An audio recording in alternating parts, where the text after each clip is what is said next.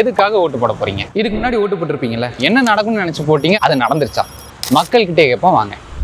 Question இந்த சேனலில் question கேட்க போகிறோம். வயசான அம்மாங்களாம் வேலைக்கு போயிட்டு வந்திருக்காங்க, அவங்ககிட்ட இருந்து ஆரம்பி. பாட்டி, நாங்கள் யூடியூப் சேனல்லேருந்து வரோம். உங்களுக்கு தெரிஞ்சதை சொல்லுங்கள், தெரியலன்னா பிரச்சனை இல்லை. போன தடவை நம்ம ஒருத்தவங்களுக்கு ஓட்டு போட்டிருப்போம்ல, எந்த ஒரு கட்சியை பற்றி நம்ம பேச போகிறது இல்லை. ஏதோ சொல்லு,